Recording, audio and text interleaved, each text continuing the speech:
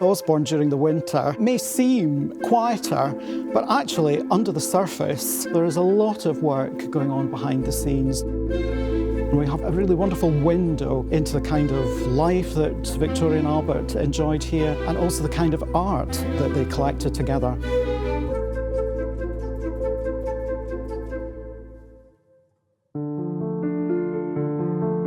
In winter, when the house is shut, it is a great opportunity to undertake our winter deep cleans.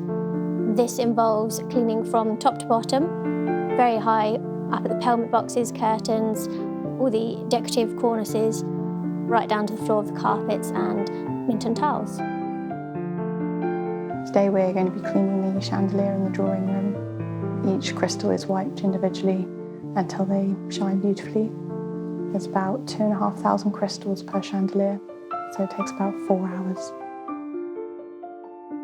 The really unique thing about Osborne is that here, unlike any other royal residence, one can really get a sense of Queen Victoria and Prince Albert.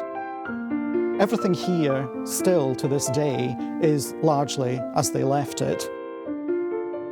Here you can stand before a painting that Queen Victoria would have looked at herself. And so I think that gives one a very close connection with them, which is particularly exciting. Quite a nice part of the winter clean is being able to work by ourselves in the rooms, working through methodically. And once you've got to the end, you know you've cleaned the whole house. People may not notice, but you know you've done it and it's ready to go for the new season.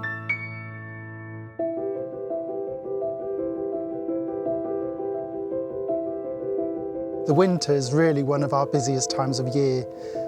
It's the time when we can start improving the garden, doing some of the big jobs that we wouldn't necessarily be able to do with lots of people around.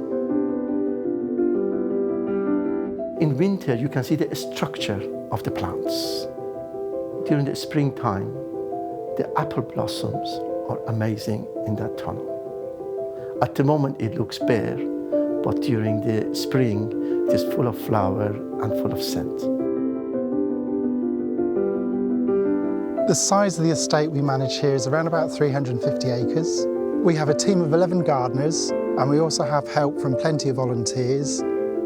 This time of year, we're pruning the climbing plants just on the outside of the walled garden so they look at their best through the summer months. Over in the walled garden, we've been doing plenty of weeding, lots of hoeing.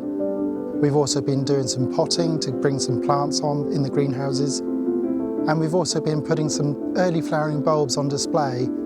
It's all about improving the garden.